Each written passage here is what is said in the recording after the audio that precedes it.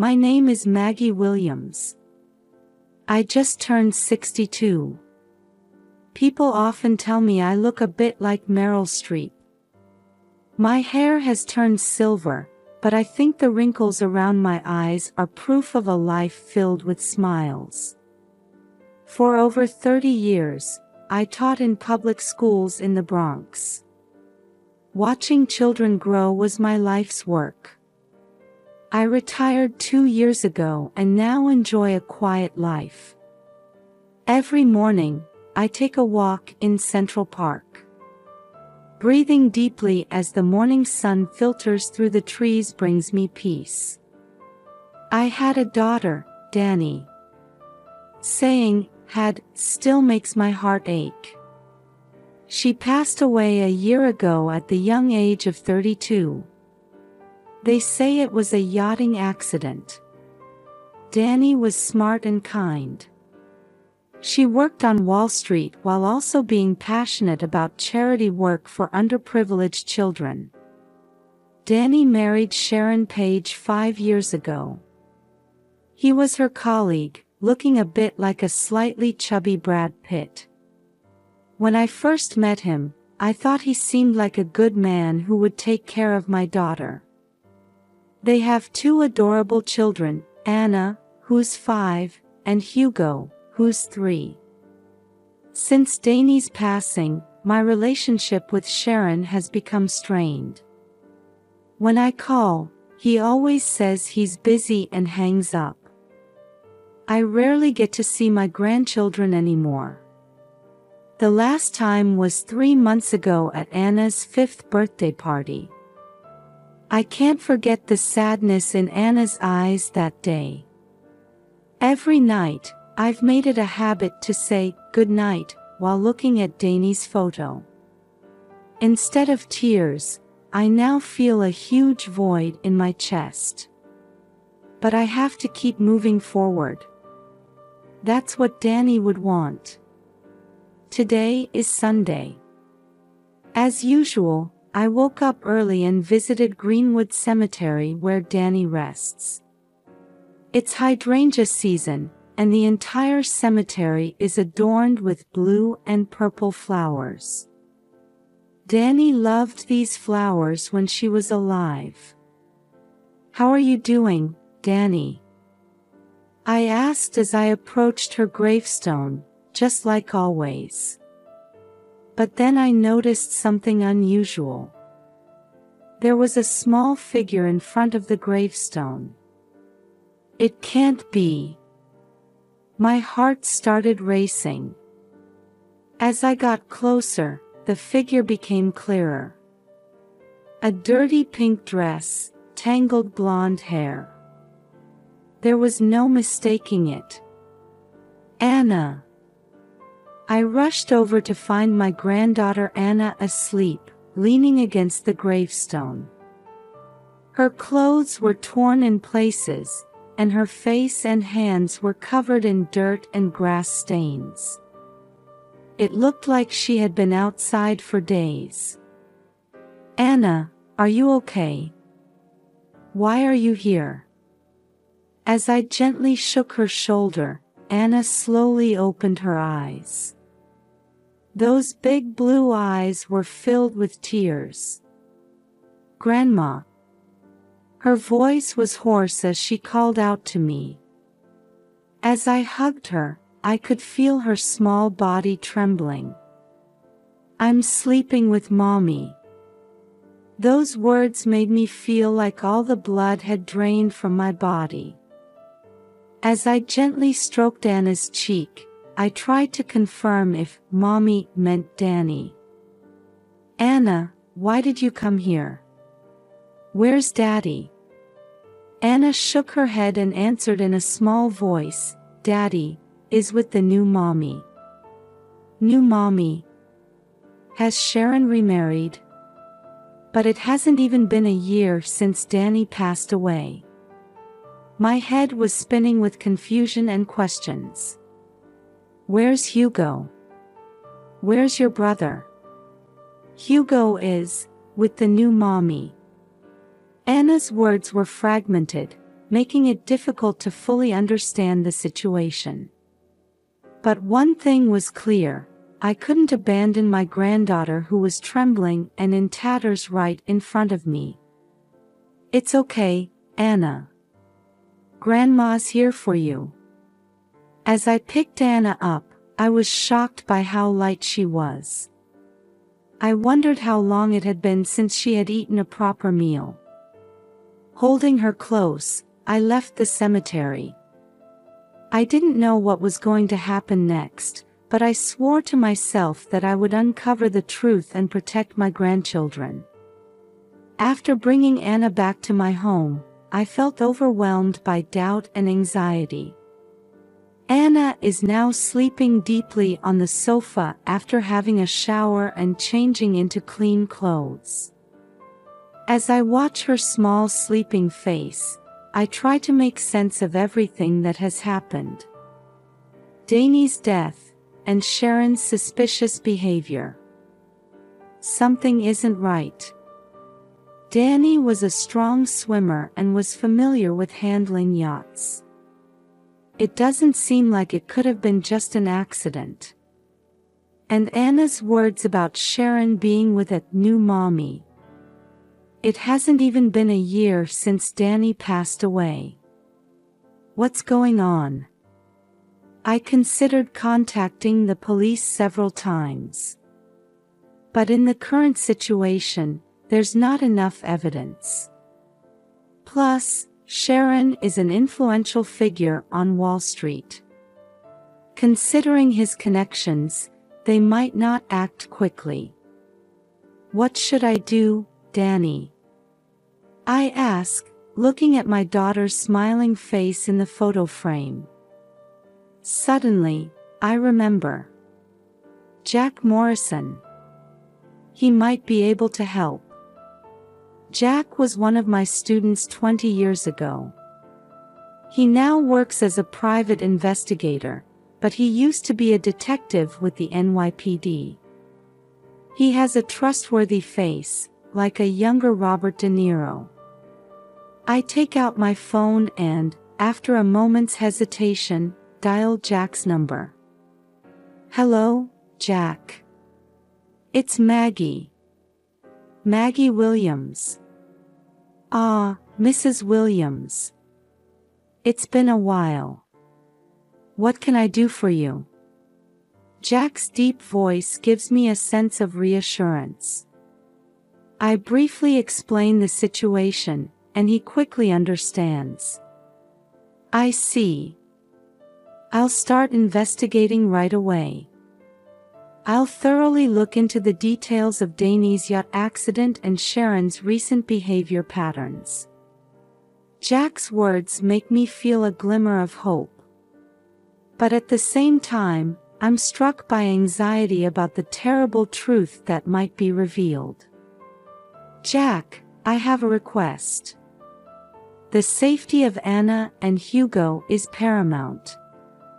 If you find any dangerous situations, please let me know immediately." "Of course. I'll prioritize the children's safety. And Mrs. Williams, please be very careful. The other party might be dangerous." After hanging up the phone, I look at the sleeping Anna. "It's okay, Anna. Grandma will definitely protect you." That night, I contacted Child Protective Services and started the process to temporarily take custody of Anna. This should ensure her immediate safety. But I'm still worried about Hugo. Is he safe too? The next morning, I received the first report from Jack. And its contents left me speechless. "Mrs. Williams, I've discovered something unbelievable." There's tension in Jack's voice. Sharon was indeed meeting someone in secret. The location was a luxury hotel in Manhattan, the Plaza. Those words made me feel like my stomach was being twisted. The plaza is where Danny held her wedding after-party. It's a place full of memories. The man he was meeting is Mark Johnson, Danny's colleague. Mark Johnson. Hearing that name took my breath away. He has a fresh appearance similar to Matt Damon, and he attended Danny's wedding. I remember hearing that he was a close friend. It seems they've been meeting 2 to 3 times a week. And Jack continued, choosing his words carefully. I looked into Danny's life insurance. There's an enormous payout of 500 million yen, and the beneficiary is Sharon. At that moment, I felt like the air in the room had frozen. 500 million yen. I had no idea Danny had such a large policy. That's not all, Jack revealed an even more shocking fact. I also found out about a charity organization that Danny was secretly planning, called Danny's Dream. It seems it was about to be established. Danny's Dream. Tears welled up in my eyes as I said the name. It's such a beautiful name, just like Danny. The funds for the charity seem to have come from Danny's personal account. It might have been a secret from Sharon. All the pieces started to connect. Danny's sudden death, the huge life insurance payout, Sharon's suspicious behavior, and the charity work Danny was secretly advancing. Jack, this is... The words got stuck in my throat. Yes, Mrs. Williams. As a possibility, we might be looking at murder. With those words, I felt my world crumbling. But at the same time, a strong determination welled up inside me. To uncover the truth and carry on Danny's will. And above all, to protect Anna and Hugo. That's the only thing I can do now. Jack, what should we do next? First, we'll gather more evidence. And we'll thoroughly monitor Sharon's movements. Mrs. Williams, please be very careful. We don't know what the other party might do. After hanging up the phone, I gazed out the window. The New York skyline was starting to be tinged with the sunset. Somewhere out there, Hugo must be waiting for me. Wait for me, Hugo. I'll definitely come to save you. That night, I couldn't sleep for a long time. As sleepless nights continued, Jack's investigation steadily progressed. New information came in almost daily. Security camera footage, phone records, detailed analysis of financial transactions. These pieces slowly came together, revealing the terrifying truth. Mrs. Williams, we found decisive evidence. Jack's voice was filled with excitement one day. We found traces of Sharon and Mark modifying the yacht a few days before the accident. And Jack hesitated for a moment. We obtained emails exchanged between the two. They contained detailed plans for the murder. The moment I heard those words, I felt something crumble inside me. Undeniable fact. My daughter was murdered. Faced with the evidence, I experienced an intense internal conflict. The fear of accepting this truth and a strong thirst for justice. I want to reveal the truth for Danny's sake. But would that hurt my grandchildren even more? Night after night, I struggled with this conflict. Danny, what would you do? Days passed as I questioned my daughter's photo. Then one day, I had a sudden thought. Sarah Goldberg. She was my former student, now a renowned criminal defense attorney. She has a dignified presence reminiscent of Meryl Streep. Hello, Sarah. It's Maggie. Mrs. Williams. It's been a while. What can I do for you? After explaining the situation, Sarah immediately arranged a meeting. The next day, we discussed the evidence in Sarah's office. This is undoubtedly a murder case. But the opponent is an influential figure. We need to proceed cautiously. Sarah's calm analysis helped me regain some composure. First, let's confront Sharon directly. Depending on his reaction, we'll consider our next move. I nodded at Sarah's suggestion. The time had finally come to face the truth. As I prepared myself mentally, I looked at Anna's sleeping face. Grandma will protect you, even for Mommy's sake. And then, the fateful day arrived. Per se, a high-end restaurant in Manhattan. This is where I was to meet Sharon. My heart was pounding as I took deep breaths repeatedly. When Sharon appeared, there was a contemptuous smile on his face. What's this about, Maggie? Suddenly wanting to meet. Sit down, I said coldly.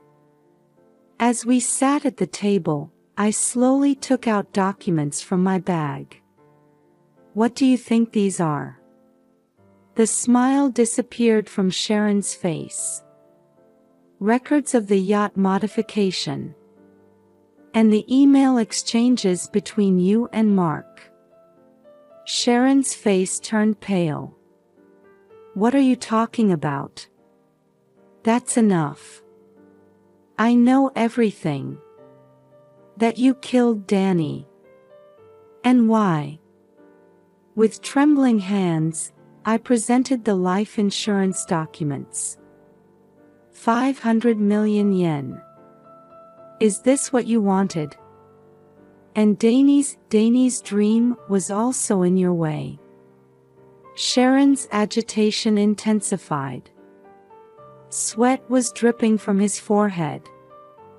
No, that's not it. But his words sounded hollow. Admit it, Sharon. You can't run away anymore. At that moment, Sharon's phone rang. It was a call from Mark. His voice echoed throughout the restaurant as Sharon put it on speaker. Sharon, it's over. I'm turning myself in. I can't cover for you anymore. The blood drained from Sharon's face. Mark. What are you saying? I'm going to tell the police everything. I'm sorry, Sharon. It's over. After the call ended, Sharon collapsed into his chair. Why? I asked with a trembling voice. Danny loved you. Sharon covered his face with both hands.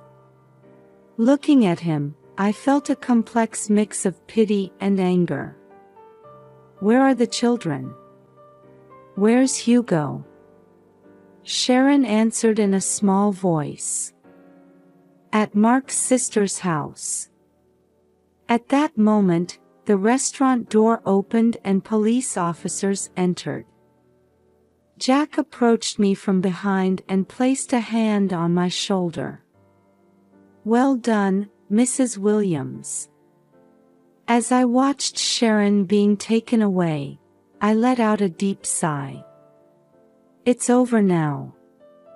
Danny, I was able to bring you justice. However, I knew this wasn't the end, but a new beginning. The time had come to start a new life with my grandchildren. The week after Sharon and Mark's trial ended, I stood in the Manhattan family court. This time, it was to gain custody of Anna and Hugo. My heart was racing as I took deep breaths. The judge carefully reviewed the documents and looked at me with narrowed eyes. "Mrs. Williams, you're 62 years old. Are you sure you can raise your grandchildren?" I straightened my back and answered in a clear voice. "Yes, I'm confident. I've worked with children for over 30 years as a teacher. And more than anything, I love Anna and Hugo." In court, Dr. Jane Robinson, a child psychologist, took the stand. Children who have lost their parents need a stable environment and loving caregiver. In my assessment, Mrs. Williams is the ideal caregiver. Furthermore, to confirm Anna and Hugo's wishes, the judge met with the children individually. When the judge returned, I felt a glimmer of hope seeing the softened expression on their face. "I've confirmed the children's wishes. They both strongly want to live with their grandmother." Finally, the judge ruled to grant me custody of Anna and Hugo. At that moment, a small applause broke out among the supporters in the courtroom. The day after gaining custody, I began the process of establishing Danny's Dream. I would realize the charity organization that Danny had secretly planned. Providing educational opportunities for children from impoverished families was Danny's dream. At the press conference for the establishment of Danny's Dream, I spoke through tears. This organization is a continuation of my daughter Danny's dream and will. I want to deliver her love and kindness to many children. For our new life, we moved to a new home in the Upper East Side. It's a green environment close to Central Park. On moving day, Anna and Hugo excitedly ran around their new rooms. "Grandma, is this our new home?" Anna asked with shining eyes. "Yes, this is your new home," I answered gently. That night, after putting the children to bed, I stood by the window and looked up at the starry sky. "Danny, I'll raise your children well. And I'll definitely make your dream come true." In my heart, I made a new resolution. On a crisp Sunday in spring, Central Park was bustling with families. We were also enjoying a picnic under a big tree. "Grandma, this sandwich is delicious," Hugo said with his mouth full. "Really? I'm glad," I replied with a smile. Anna was chasing butterflies in a nearby flower field. Her laughter carried on the wind. Over the past year, the children have visibly grown. Anna has made friends at school and has become good at drawing. Hugo is still a bit clingy, but he's slowly developing independence. As for me, I've been busy running Danny's Dream. In the year since its establishment, we've already been able to provide scholarships to over 100 children. On our way back from the picnic, Anna held my hand and said, "Grandma, do you think Mom is watching us?" I stopped, looked into Anna's eyes, and said, "Of course. Mom is always watching over you." At that moment, I happened to look up at the sky and saw a beautiful rainbow. "Look at that rainbow. It might be a message from Mom." The children gazed at the rainbow with shining eyes. Watching them, I spoke to Danny in my heart. Danny, your children are growing up wonderfully. And your dream is slowly taking shape. I'll continue to move forward, carrying your will in my heart. As we left Central Park, I was certain. There's still so much hope and possibility ahead in our lives. Holding Anna and Hugo's hands tightly, we stepped forward into our new future.